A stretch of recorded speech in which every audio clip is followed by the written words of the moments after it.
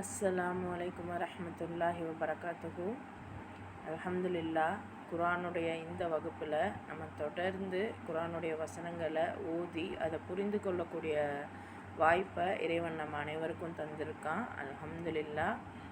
இன்னும் தொடர்ந்து இந்த குர்ஆனை ஓதி அதை இன்னைக்கு காலகட்டத்தில் எப்படி விளங்கணுமோ அப்படி விளங்கக்கூடிய பாக்கியத்தை இறைவன் எப்போதும் உங்களுக்கும் எனக்கும் தந்தருள்வானாக. அல்ஹம்துலில்லா. அதே மாதிரி ஒவ்வொரு வகுப்பு முடிந்த பிறகும் மாஷா அல்லாஹ் சகோதரிகள் உங்களுடைய சந்தேகங்களும் கமெண்ட் செக்ஷனில் கேட்குறீங்க. அதே சமயம் நீங்கள் கற்றுக்கிட்ட விஷயங்களையும் கமெண்ட் செக்ஷனில் போடுறீங்க. நாங்களும் அந்த சந்தேகங்களுக்கு முடிந்த அளவு ப்ராப்பரான விளக்கங்கள் தந்துட்டுருக்கோம். அதே சமயம் உங்களுடைய புரிதல்களையும் பார்த்து நிறைய அட்மையர் ஆகிக்கிட்டு இருக்கோம். அல்ஹம்துலில்லா. இன்னும் நம்மளுடைய திறனையும் குர்ஆனை கவனிக்கிறோம் அப்படிங்கிறத தாண்டி அதை நான் கற்றுக்கிறேன் அப்படிங்கிறதுக்கு ஒரு அத்தாட்சியாகத்தான் அந்த கமெண்ட் செக்ஷனில் நாங்கள் கமெண்ட் பதிவு பண்ண சொல்கிறோம். சொற்பமான சகோதரிகள் மட்டும்தான் கமெண்ட் செக்ஷனில் பதிவு பண்ணுறீங்க. ஒரு 3 பேர் 4 பேர் அவ்வளோதான் பண்ணுறீங்க. ஆனால் மாஷா அல்லாஹ் நிறைய சகோதரிகள் குர்ஆனுடைய வகுப்பில் கலந்துக்கிறீங்க. அண்ட் அது இல்லாமல் நிறைய சகோதரிகள் ரெக்கார்டிங்ஸும் பார்க்குறீங்க. அப்படி பார்க்குறீங்க அப்படின்னா அது கற்றுக்கிட்டதற்கான அடையாளம் நீங்கள் உங்களுடைய கமெண்ட் செக்ஷனில் உங்கள் கற்றுக்கிட்ட விஷயத்தை போட்டால் தான் தெரியும். ஸோ உங்களுக்காக நாங்கள் இவ்வளோ மெனக்கெட்டு இவ்வளோ விஷயங்கள் செய்கிறோம். ஸோ எங்களுக்கு ஒரு உபாயமாக நீங்கள் நினைக்கிறீங்க அப்படின்னா அந்த கமெண்ட் செக்ஷனில் போடுறத நாங்கள் பார்க்க முடியும். அண்ட் இதை கண்டிப்பாக ஒவ்வொரு வீடியோஸையும் கூட நீங்கள் உங்கள் ஃப்ரெண்ட்ஸ், உங்கள் ஃபேமிலி, உங்கள் ரிலேட்டிவ்ஸ்க்கு நீங்கள் ஷேர் பண்ணலாம். ஏன்னா ஒரு டைம் அவங்களுக்கு வரணும்னு தோணலை அப்படின்னாலும் ரெகுலராக இதை நீங்கள் அனுப்பும்போது அவங்களுக்கு ஏதாவது ஒரு டைம் தோணும், சரி நம்மளும் இந்த கிளாஸ்க்கு வரலாம் அப்படிங்கிற மாதிரி தோணும். ஸோ அப்படி தோணி யார் உங்கள் கூட ஜாயின் பண்ணுறாங்களோ அந்த நன்மையும் உங்களுக்கும் எனக்கும் கிடைக்கும் இல்லையா? அதற்காக நீங்கள் ரெகுலராக நம்ம வீடியோஸை ஷேர் பண்ணுங்கள் இன்ஷா அல்லாஹ். அல்ஹம்துலில்லா. ஸோ 3வது அத்தியாயம் 151 வசனம் வரைக்கும் நேற்று நம்ம பார்த்துருந்தோம். அதாவது யார் அந்த உண்மையை அல்லாஹ்வுடைய சத்தியத்தை நிராகரிக்கிறாங்களோ அவங்களுடைய உள்ளங்களில் வெகு விரைவிலேயே பேரச்சத்தை இறைவன் ஏற்படுத்துவானாம்.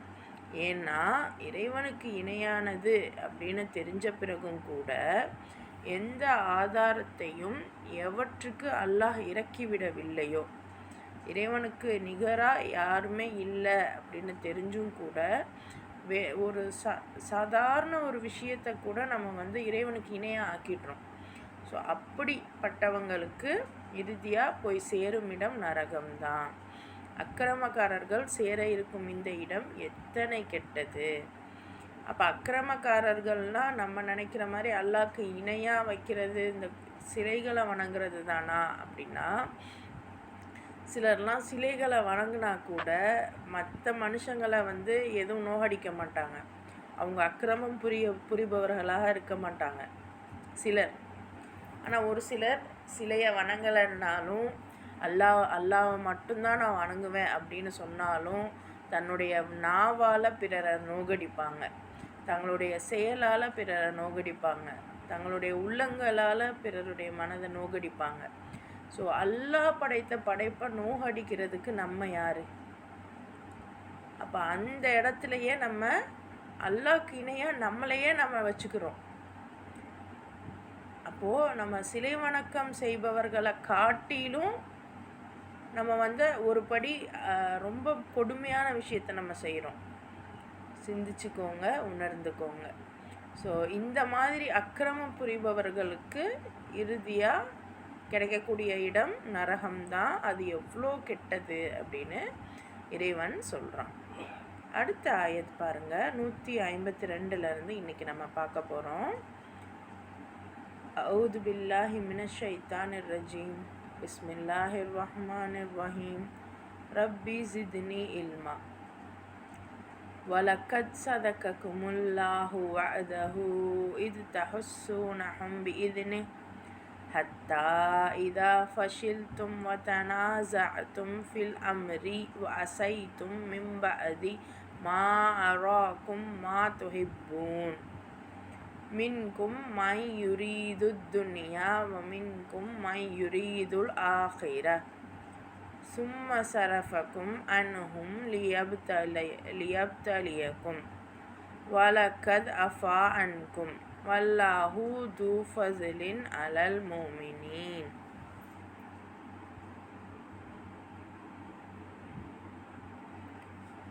வலக்கத் திட்டவட்டமாக,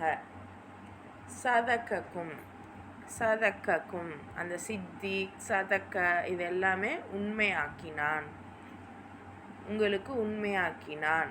அல்லாஹு வஅதஹு, வஅதஹ்னா வாக்குறுதியை,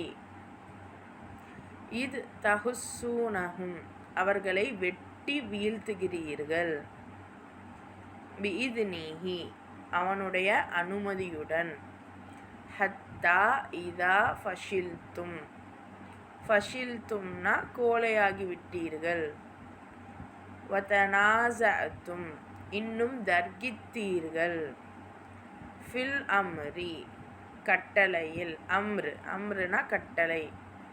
ஸோ அம்ருனாலும் கட்டளை வருது, ஆயாத் அப்படின்னாலும் கட்டளைன்னு வருது. ஒவ்வொரு இடத்துக்கு தகுந்தாப்புல அந்த பொருட்கள் மாறுபடுது. வாசைத்தும் இன்னும் மாறு செய்தீர்கள், மிம்பதி மா அராக்கும், அரா அப்படின்னா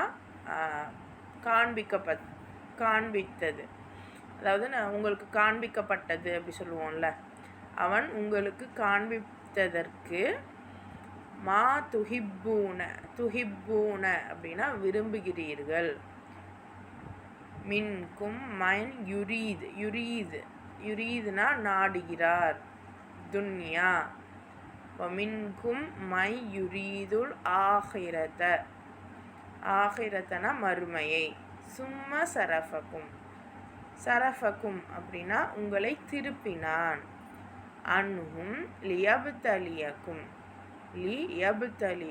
யப்தலி அப்படின்னா சோதிப்பதற்கு, அவன் சோதிப்பதற்காக. வலக்கத் அஃபா திட்டமாக மன்னித்தான், அன்கும் வல்லாஹு து ஃபஸ்லின், ஃபஸ்ல் அப்படின்னா அருளுடையவன், அலல் முஃமினீன், முஃமினீன்னா நம்பிக்கையாளர்கள் மீது.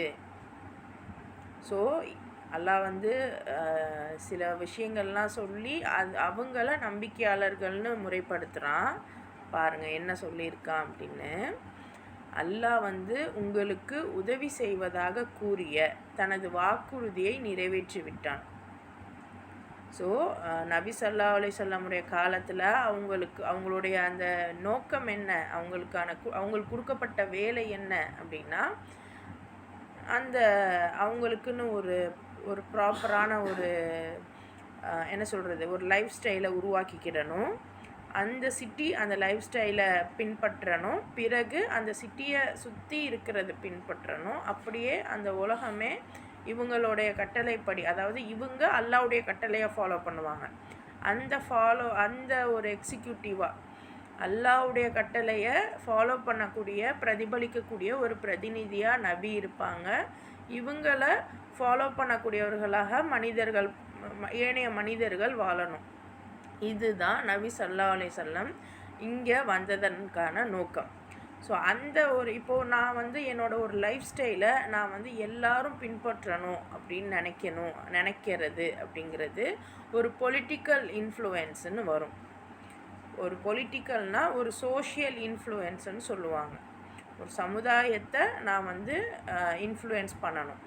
ஒரு சமுதாயம் எப்போ என் பேச்சை கேட்கும் அப்படின்னா, அதுக்கு ஒன்று நான் சொல்லுவேன், அது சொல்லியும் கேட்கலை அப்படின்னா அதன் பிறகு நான் சில ஒப்பந்தங்கள் போடுவேன். அப்பவும் கேட்கலன்னா அதன் பிறகு இறைவன் சண்டை போடுங்கன்னு சொன்னால் சண்டையும் போடணும். இதுதான் நபி ஸல்லல்லாஹு அலைஹி வஸல்லமுடைய விஷயம். அல்லாஹ் என்ன சொல்கிறானோ அதை செய்யணும்.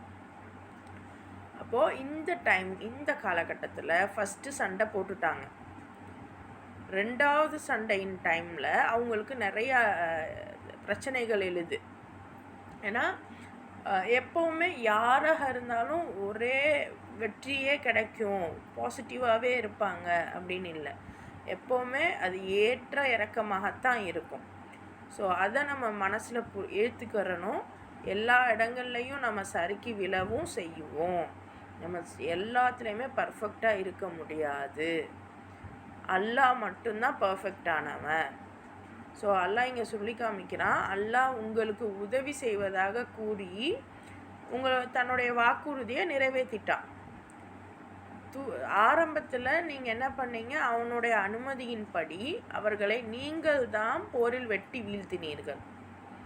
ஆரம்பத்தில் அது அன்னைக்கு நபியுடைய டைம்லையும் அது பொருந்தும், இன்னைக்கு நமக்குமே அது பொருந்தும். ஸோ இன்றைக்கி எல்லா இடத்துலையும், அதாவது போருன்னு மட்டும் இல்லை, நீங்கள் உங்கள் வாழ்க்கையிலையும் இன்றைக்கி யார் நம்மளை ரொம்ப கஷ்டப்படுத்துகிறாங்க அப்படின்னு நம்ம நினைக்கிறோமோ, ஒரு காலத்தில் அவங்கள நம்மளும் கஷ்டப்படுத்தியிருப்போம். அது நம்மளுடைய பிள்ளைகளாக இருக்கட்டும், நம்மளுடைய அம்மா அப்பாவாக இருக்கட்டும், இன்னும் யாராக இருக்கட்டும். ஸோ இதை நீங்கள் எல்லா இடத்துலையுமே சிந்திச்சு பாருங்கள். இது ஒரு யுத்த களத்தில் நடக்க வேண்டியதை, யுத்த களத்தில் உள்ளதை அல்லாஹ் சொல்கிறான் அப்படின்னா, அப்போ இஸ்லாம் எதை வரையறுக்குது? அப்போது இதெல்லாம் அப்போது ஒரு போரெல்லாம் பற்றி பேசுது அப்படின்னா இது பயங்கரவாதமா? அப்படி கிடையாது. ஒரு ஒட்டுமொத்த இதுவுமே ஒரு சொசைட்டி எப்படி இருக்கணும். இன்றைக்கி நம்மளுடைய கவர்மெண்ட் கண்டிப்பாக ஒரு இராணுவம் வச்சுருக்கு இல்லையா?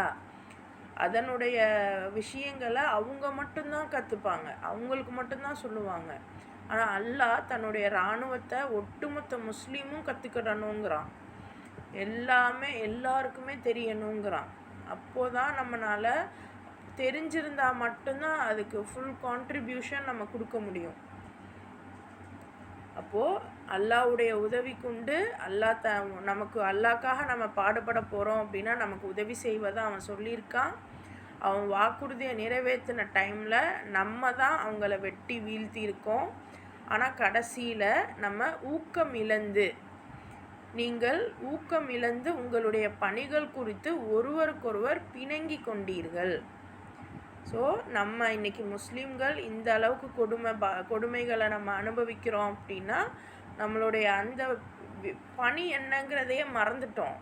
இன்றைக்கி மாஷா அல்லாஹ் எத்தனையோ முஸ்லீமானவர்கள் ஏதேதோ கட்சியில் நின்றுக்கிட்டு அந்த கட்சியில் உள்ளவங்களுக்காக அவ்வளோ ஒரு பெரிய பெரிய ஸ்பீச்செலாம் கொடுப்பாங்க. ஆனால் அல்லாஹ் என்ன சொல்கிறான், என்னுடைய ஆட்சி நடைபெறணுங்கிறான். அதுக்கு நம்ம யாராச்சும் ஏதாவது பண்ணியிருக்கோமா?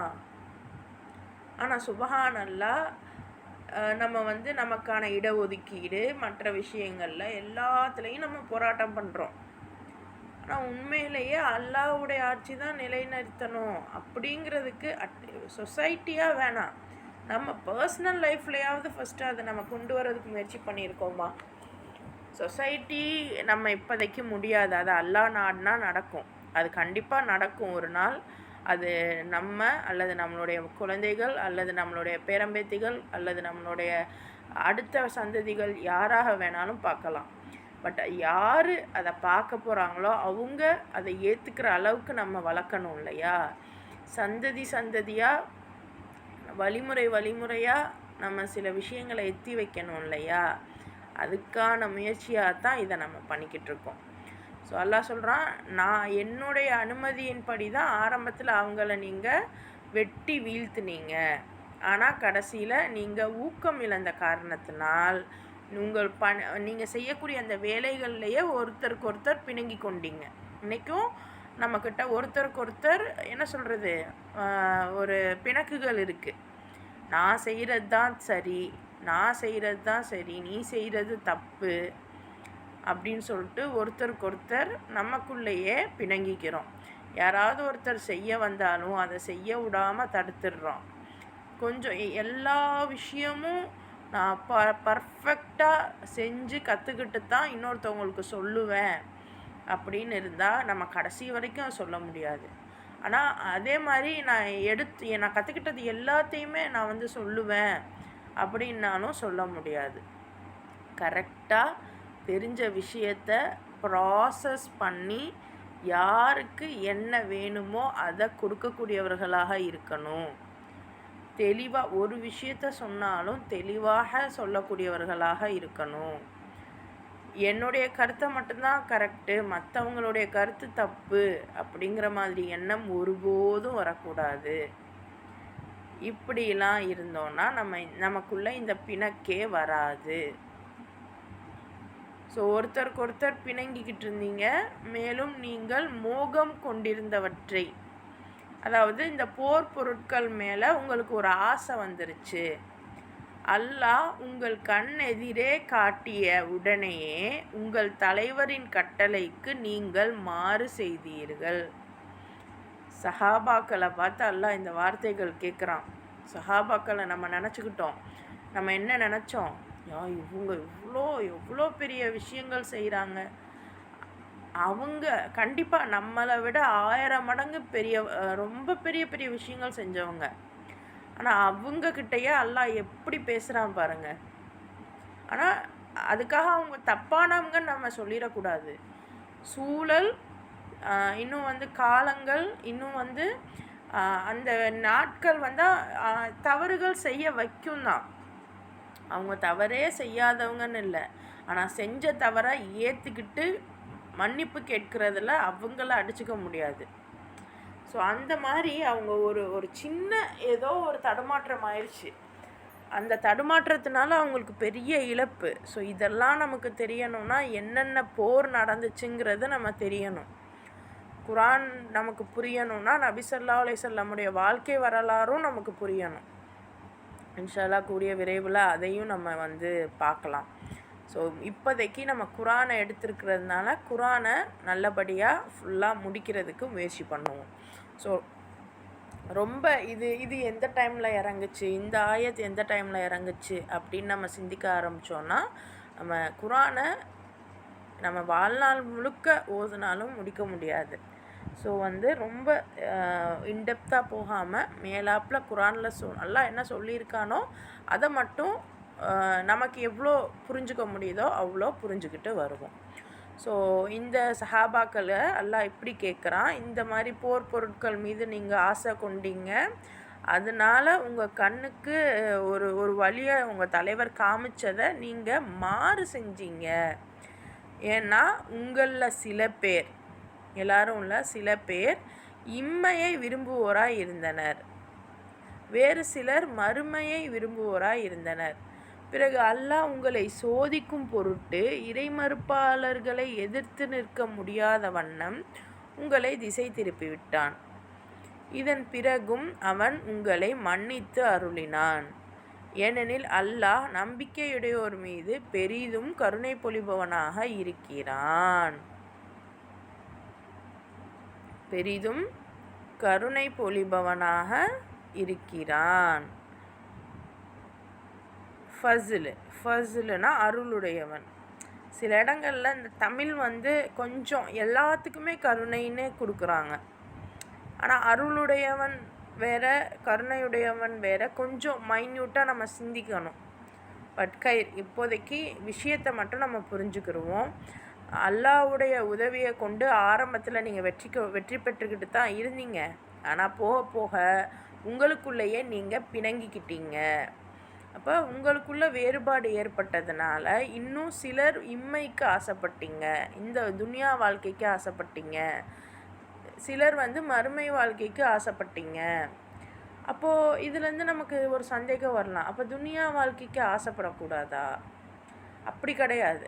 துனியா வாழ்க்கையை நீங்கள் உங்களால் என்னென்ன பண்ண முடியுமோ துனியாவில் நீங்கள் அனுபவிச்சுக்கிடலாம். ஆனால் சேர்த்து வச்சுக்க தேவையில்லை. இன்றைக்கி என்ன அப்படியே ஆப்போசிட்டு, நீ அனுபவிக்கலாம் வேணாம், நீ சேர்த்து வை. நீ லைஃப் லாங் 50 வருஷம் வரைக்கும் நீ சேர்த்துக்கிட்டே இரு. 50 வயசுக்கு மேலே நீ அனுபவிச்சுக்கிறலான்னு நினச்சா அனுபவிக்க முடியாது. சேர்த்த காசெல்லாம் ஆஸ்பத்திரிக்கு தான் போகும். அப்போ எதுக்கு அவ்வளோ நீ கஷ்டப்பட்டு, நம்ம கஷ்டப்பட்டு சேர்த்து வச்சது எதுக்கு? அல்லாஹ்வுக்கான பாதையிலையும் நம்ம செலவு பண்ணலை. ஆனால் இந்த இடம் எங்கே வருது அப்படின்னா ஒரு போர்க்காலத்தில் நடக்குது. இப்போ போர்க்காலத்தில் அப்படின்னா நம்ம நபி ஸல்லல்லாஹு அலைஹி வஸல்லமுடைய உம்மத்துக்கு தான் அந்த போரில் கிடைக்கிற பொருட்கள் எல்லாம் வந்து ஹலாலாக்கப்பட்டுச்சு. அப்போ இவங்க இந்த ஹலால் ஆன விஷயத்தை எடுத்துக்கிறலாம்.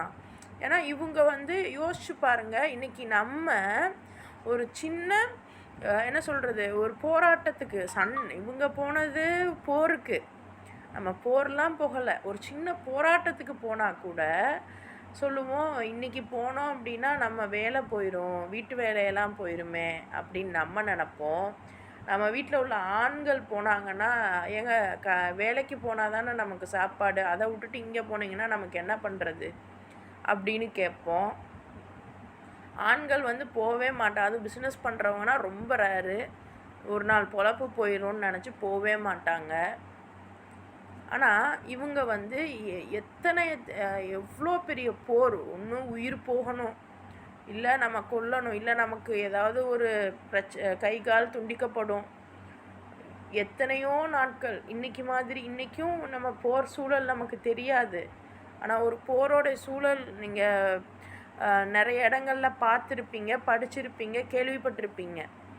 அப்போ அந்த மாதிரி ஒரு சூழலில் அவங்களுக்கு தேவையான விஷயங்கள் கிடைக்கிது. இது நீங்கள் மேலாட்டமாக பார்க்கும்போது இது வந்து சரி, அவங்களுக்கு தேவையான விஷயம் தானே கிடைக்கிது, இதுக்கு எதுக்கு அல்லாஹ் கோவப்படுறான் அப்படின்னு தோணும் நமக்கு. ஆனால் அல்லாஹ் சொல்கிறான், என் வேலைன்னு வந்துருச்சுன்னா நீங்கள் இன்னைக்கான வாழ்க்கையை நீங்கள் யோசிக்காதீங்க, நீங்கள் ஆசைப்படுற எல்லா வாழ்க்கையும் நான் தரேன், அதுக்கு நீங்கள் செலவு பண்ணுங்க. அப்போது நமக்கு இன்னும் அந்த ஆப்பர்ச்சுனிட்டி வரலை. அப்படி வந்துச்சானா உங்கள் குழந்தைங்களாக இருக்கட்டும், உங்களுடைய கணவராக இருக்கட்டும், யாராக இருந்தாலும் நானுமே இன்ஷா அல்லாஹ் அந்த ஒரு வாய்ப்பு வந்துச்சுன்னா நான் அனுப்புவேன். அல்லாஹ் நம்ம அனைவரையும் அந்த ஒரு மனப்பக்குவத்தில் வச்சு நம்மளுடைய குழந்தைகளையும் நம்மளுடைய கணவன்மாரையும் அந்த அளவுக்கு இறைவனுடைய விஷயத்தில் நம்ம வந்து மோட்டிவேட் பண்ணிக்கிட்டே இருக்கணும். இன்றைக்கி இந்த வார்த்தைகள்லாம் நமக்கு அல்லாஹ் சொல்கிறான் அப்படின்னா அது புரிஞ்சுக்கிடணும். நம்மளில் சிலர் வந்து இம்மை தான் போதும், எனக்கு நல்லா சம்பாதிச்சு என்னையும் என் குழந்தையும் பார்த்துக்கிட்டா போதும் அப்படின்னு நான் நினச்சேன்னா நான் இம்மையை விரும்புகிறேன். பரவாயில்ல, என் கணவன் இப்போதைக்கு சம்பாதிக்கிறாரு கயிறு, ஆனால் என்னைக்கு ஒரு காலம் இறைவனுடைய அருளால் இறைவனுக்காக போராட வேண்டி வருதோ அன்னைக்கு என் கணவரை நான் தைரியமாக அனுப்புவேன், மனசார அனுப்புவேன், என் குழந்தைய நான் மனசார அனுப்புவேன் அப்படிங்கிற நியத்து யார் யார் வச்சுருக்கோமோ அதைத்தான் அல்லாஹ் எதிர்பார்க்குறான்.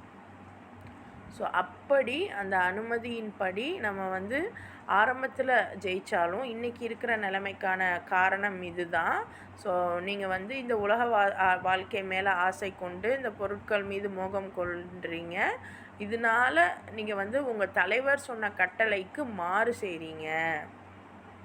இப்போ இது போரில் மட்டும் இல்லை, இன்றைக்கும் நபி ஸல்லல்லாஹு அலைஹி வஸல்லம் சொன்னதுக்கு மாறுதலாக நம்ம பல விஷயம் செய்கிறோம். ஏன்னா இம்மையை நம்ம விரும்புகிறோம், ஆனால் சிலர் மறுமையை விரும்புகிறீங்க. அல்லாஹ் வந்து உங்களை சோதிக்கிறதுக்காக நிறைய விஷயங்கள் பண்ணுவான்.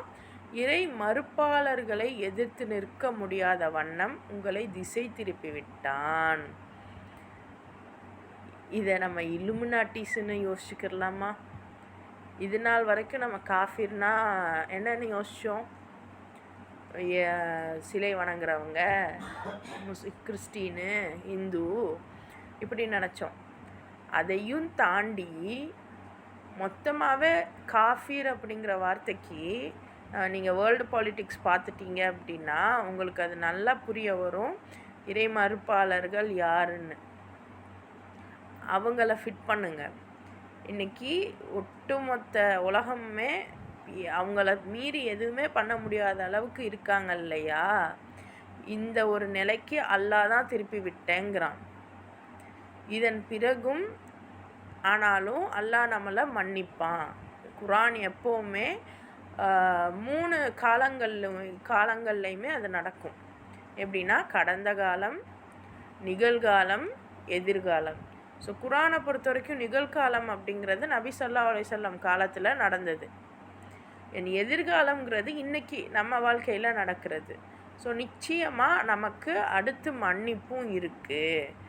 எப்போனா நம்ம இறை நம்பிக்கையுடையோர் மீது. அப்போ இறை நம்பிக்கையுடையவர் எப்படி இருப்பாங்க? இம்மைக்கு பதிலாக மறுமையை நம்புவாங்க, மறுமைக்காக இறைவனுடைய விஷயத்தில் போராடுவாங்க.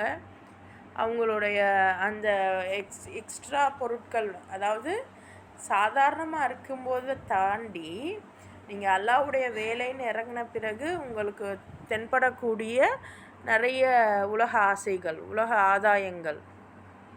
ஸோ அப்படி வரும்போது நம்ம இதைத்தான் சூஸ் பண்ணணும், அல்லாஹ்வுடைய வேலையைத்தான் சூஸ் பண்ணணும்.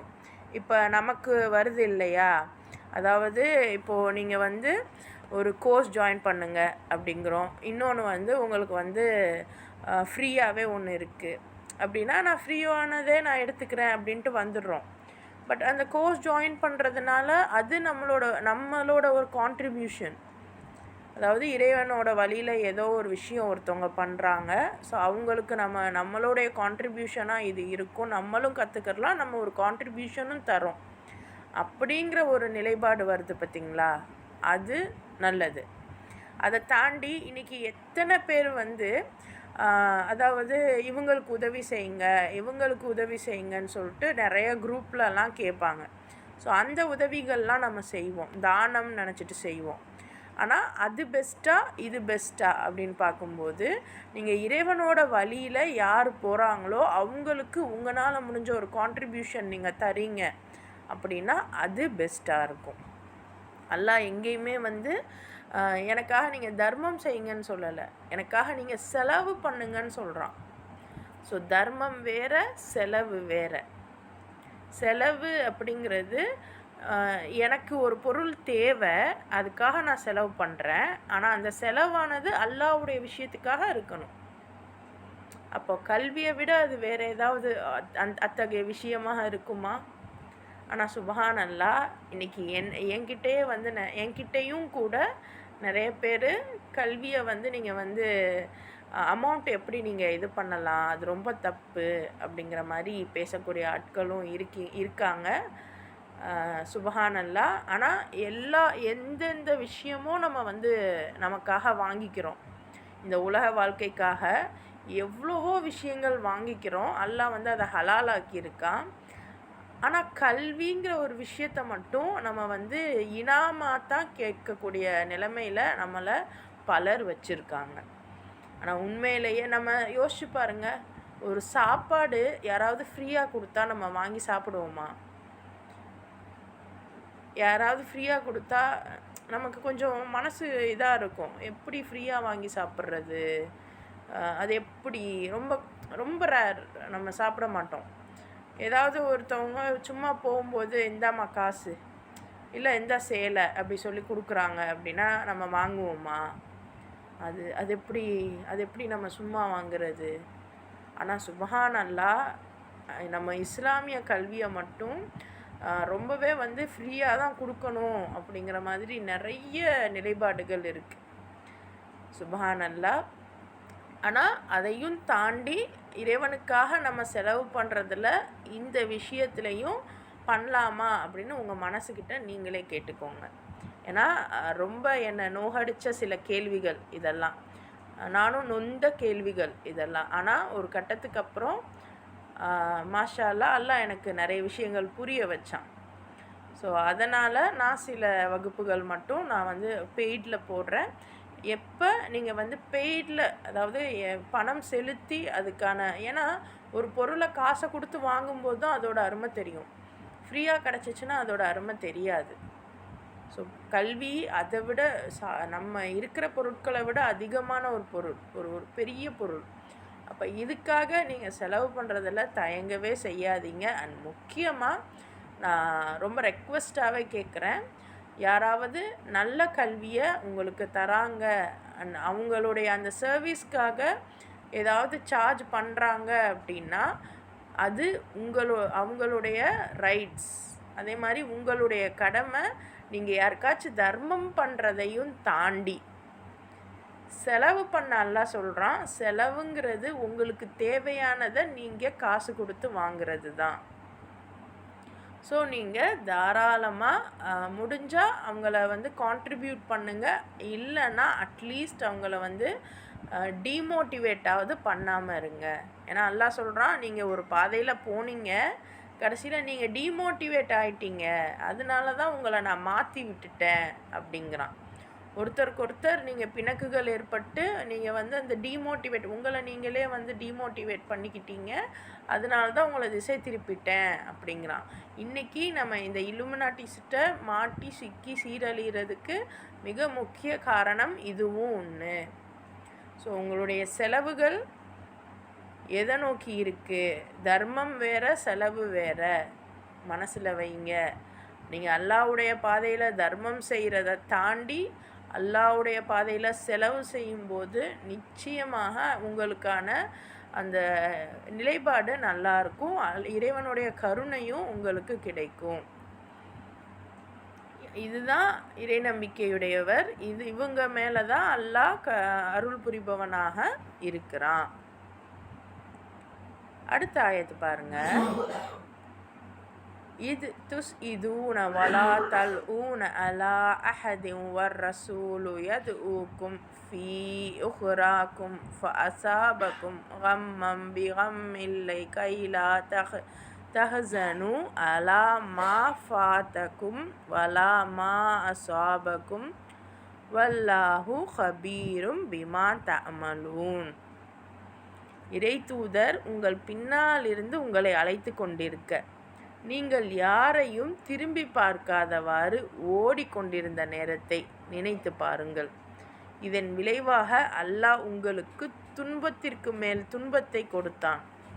ஏனெனில் உங்களை விட்டு நழுவி போனவை பற்றியும் உங்களுக்கு துன்பம் ஏற்பட்டது பற்றியும் இனிமேல் நீங்கள் வருந்தக்கூடாது எனும் படிப்பினையை இதிலிருந்து பெற வேண்டும் என்பதற்காக அல்லாஹ் நீங்கள் செய்வதை அனைத்தையும் நன்கு அறிபவனாக இருக்கிறான்.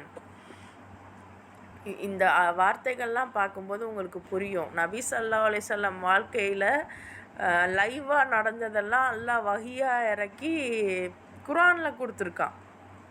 சிந்திச்சு பாருங்கள், அந்த இடத்துல இருந்த சஹாபாக்களுக்கு எப்படி இருந்திருக்கும்?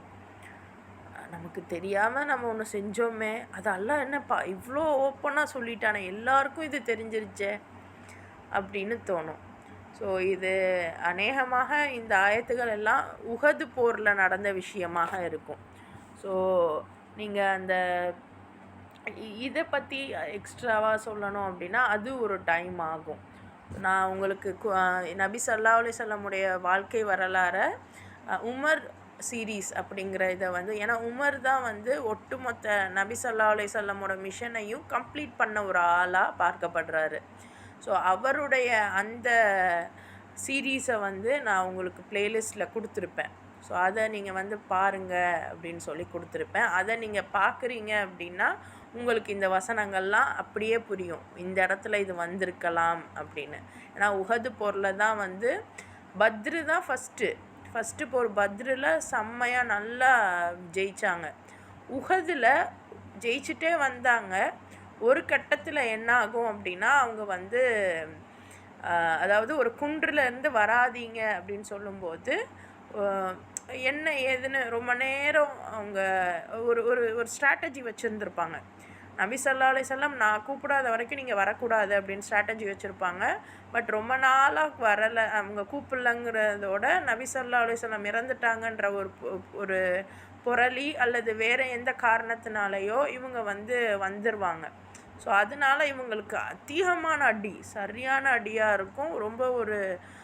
ரொம்ப மோசமான நிலைப்பாடை இவங்க சந்திச்சிருப்பாங்க. ஸோ அந்த டைமை அல்லாஹ் இங்கே எக்ஸ்பிளைன் பண்ணுறான் அப்படின்னா அதில் நமக்கும் நபி ஸல்லல்லாஹு அலைஹி வஸல்லமுக்கு எவ்வளவோ காலகட்டம் இருந்திருக்கும், எவ்வளவோ நிகழ்வுகள் அவங்க வாழ்க்கையில் நடந்திருக்கும். ஒரு குறிப்பிட்ட நிகழ்வுகளை மட்டும் அல்லாஹ் கோட் பண்ணி மென்ஷன் பண்ணி சொல்கிறான் அப்படின்னா இன்றைக்கும் அதில் நமக்கு படிப்பினை இருக்குன்னு நம்ம புரிஞ்சுக்கிடணும். அப்போது அதாவது நபி ஸல்லல்லாஹு அலைஹி வஸல்லம் பின்னாடி இருந்து கூப்பிட்டுக்கிட்டே இருக்காங்க. ஆனால் இவங்களுக்கு அது தெரியாமல் முன்னோக்கி ஓடுறாங்க. இன்றைக்கி நம்ம நிலையும் அப்படி தான் இருக்குது. நபி ஸல்லல்லாஹு அலைஹி வஸல்லம் சொன்ன வார்த்தைகள், இந்த குர்ஆனுடைய வார்த்தைகள் எல்லாமே நம்மளை கூப்பிட்டுக்கிட்டே இருக்குது. ஆனால் நம்ம எதையுமே திரும்பி பார்க்காம முன்னாடி ஓடிக்கிட்டே இருக்கோம். இதை நினச்சி பார்க்க சொல்கிறான் அல்லாஹ். இதன் விளைவாக என்ன ஆகுதுன்னா, அல்லாஹ் வந்து உங்களுக்கு துன்பத்துக்கு மேலே துன்பத்தை கொடுத்தான். யோசிச்சு பாருங்கள், நமக்கு ஏன் துன்பம் வந்துச்சு, நம்ம ஏன் இவ்வளோ கஷ்டப்படுறோம், எதுக்காக அல்லாஹ் துன்பம் கொடுக்குறான்னா நபியோட வார்த்தைகளை கேட்காம நம்ம முன்னாடி ஓடினதுக்கு. ஸோ இந்த முஸ்லீம் சமுதாயத்துக்கு ஒட்டுமொத்த சொசைட்டியாகவுமே எதுக்கு இந்த துன்பம்னா இதுதான். சொசைட்டியை தாண்டி இண்டிவிஜுவலாக நமக்கு ஏன் இந்த துன்பம் அப்படின்னா அதுக்கும் காரணம் இதுதான். அல்லாஹ் சொன்ன விதிப்படி நம்ம செஞ்சோன்னா நமக்கு துன்பம் கிடைக்குமா? ஆனால் நமக்கு துன்பமாக இருக்குது அப்படின்னா ரீசன் இதுதான். ஸோ துன்பத்துக்கு மேலே துன்பம் கொடுக்குறான். ஏன்னா உங்களை விட்டு நழுவி போனதை பற்றி, உங்களுக்கு துன்பம் ஏற்பட்டது பற்றி இனிமேல் நீங்கள் வருந்தவே கூடாது.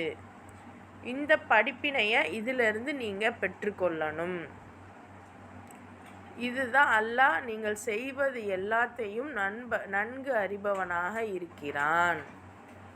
இப்போ நபி கூப்பிட நீங்கள் முன்னாடி ஓடினீங்களே, ஓடினதுக்கு உங்களுக்கு எவ்வளோ துன்பம் ஏற்பட்டுச்சு. இப்போ இந்த துன்பத்தெல்லாம் சொல்லி அல்லாஹ் என்ன சொல்கிறான், இதுக்கு இப்போ முடிஞ்சு போச்சு, இப்போ இந்த துன்பமெல்லாம் முடிஞ்சு போச்சு. உங்களுக்கு அந்த பாஸ்டில் நடந்த துன்பத்தை பற்றியும் இன்னும் உங்களுக்கு நடந்த அந்த கவலைகள், ஏமாற்றங்கள், பிரச்சனைகள் பாஸ்டில் நடந்திருக்கும். அதெல்லாம் நினச்சி இன்றைக்கி நீங்கள் வருந்த கூடாது. ஏன்னா நீங்கள் தப்பு பண்ணீங்க, நபி ஸல்லல்லாஹு அலைஹி வஸல்லமுடைய பேச்சை காதில் வாங்காமல் நீங்கள் ஓடிட்டீங்க. அதனால தான் உங்களுக்கு இவ்வளோ பிரச்சனை. இப்போ உங்களுக்கு அது கேட்டுருச்சு, அதனால் திரும்பி நீங்கள் மீண்டுட்டீங்க இறைவன் பால். நபி ஸல்லல்லாஹு அலைஹி வஸல்லம் சொன்ன முறைப்படி நம்ம மாறப்போகிறோம். அப்போது அதனால் இதுக்கு முன்னாடி நடந்த அந்த துன்பத்தை பற்றி நம்ம யோசிக்க தேவையில்லை. நம்ம செஞ்ச தவறுகளை பற்றி, நழுவி போனதை பற்றி, துன்பம் ஏற்பட்டதை பற்றி இன்னுமே நம்ம நினச்சி வருந்தக்கூடாது. இந்த படிப்பினையை நம்ம பெறணும் அப்படிங்கிறதுக்காகத்தான் அல்லாஹ் இந்த வசனங்களை நமக்கு புரிய வைக்கிறான். அடுத்த ஆயத்து பாருங்கள். சும்ம அன்ஸல அலைக்கும் மின் பஅதில் கம்மி அமனதன் நுஆஸன் யக்ஷா தாயிஃபதம் மின்கும் وطائفة قد أحمتهم أنفسهم يظنون بالله غير الحق ظن الجاهلية يقولون هل لنا من الأمر من شيء قل إن الأمر كله لله يخفون في أنفسهم ما لا يبدون لك يقولون لو كان لنا من الأمر شيء ما قتلنا هاهنا قل لو كنتم في بيوتكم لبرز الذين كتب عليهم القتل إلى مضاجعهم وليبتلي الله ما في صدوركم وليمحص ما في قلوبكم والله عليم بذات الصدور. அப்போ இவ்வளோ பிரச்சனை, இவ்வளோ துன்பம் உங்களுக்கு கொடுத்துட்டான்ல, அல்லாஹ் வந்து எவ்வளோ நேசத்துக்குரியவன். அடுத்த ஆறுதலும் தரான் பாருங்கள். பின்னர் இந்த துன்பத்திற்கு பிறகு மன ஆறுதலை அளிக்கக்கூடிய சிற்று உறக்கத்தை அல்லாஹ் உங்களுக்கு அருளினான். உங்களில் ஒரு குழுவினரை அது ஆட்கொண்டது. ஆனால் மற்றும் சிலரோ தமது நலன்களையே முக்கியமாக கருதி உண்மைக்கு புறம்பாக அல்லாவை பற்றி அறியாமை மிக்க பல யூகங்களை கொண்டிருந்தனர். நமக்கு சொல்கிற மாதிரியே இருக்குல்ல. அதாவது உங்களுக்கு கொஞ்சம் நீங்கள் நிறைய போராடிட்டீங்க, கொஞ்சம் ரெஸ்ட் எடுங்க அப்படின்னு உங்களுக்கு கொஞ்சம் தூக்கத்தை அல்லாஹ் தரா. தூக்கம் அப்படிங்கிறது ஒரு ரெஸ்ட் எடுங்க அப்படிங்கிற ஒரு நிலைப்பாடோட கொஞ்சம் இருந்துக்கோங்க. ஆனால் இது வந்து நபி ஸல்லல்லாஹு அலைஹி வஸல்லம் காலகட்டத்துக்கும் உரியது, நமக்கும் உரியது. நீங்கள் ரெண்டு இதையுமே சிந்திக்கணும். எப்போவுமே அந்த தராசு மாதிரி நம்மளுடைய செயல்பாடு, நம்மளுடைய சிந்தனை இருக்கணும். முன்னாடியும் சிந்திக்கணும், பின்னாடியும் சிந்திக்கணும், இடைப்பட்டதாக நம்மளுடைய கருத்துக்கள் இருக்கணும். ஸோ இவங்களுடைய சிற்றுறக்கம் இவங்களை ஆட்கொள்ளுது. ஆனாலும் சிலர் என்ன பண்ணுறாங்க, தங்களுடைய நலன்களை கருதி நாங்கள் நல்லா இருந்தால் போதும், நாங்கள் கொஞ்சம் வசதியாக இருந்தால் போதும் அப்படின்ட்டு அல்லாஹ்வை பற்றி உண்மைக்கு புறமாக நிறைய யூகங்களை வச்சுருந்தாங்களாம். இந்த விவகாரங்களில் எங்களுக்கும் ஏதாவது பங்குண்டா என்று அவர்கள் வினவுகின்றனர். நீர் கூறும், யாருக்கும் எத்தகைய பங்குமில்லை. இவற்றின் அனைத்து அதிகாரங்களும் நிச்சயமாக அல்லாஹ்வின் கைவசமே உள்ளன. உண்மையில் அவர்கள் தம் உள்ளங்களில் மறைத்திருப்பவற்றை உம்மிடம் வெளிப்படுத்துவது இல்லை. அவர்கள் கேட்டதன் பொருள் இதுதான்: தலைமை அதிகாரங்களில் எங்களுக்கும் சிறிது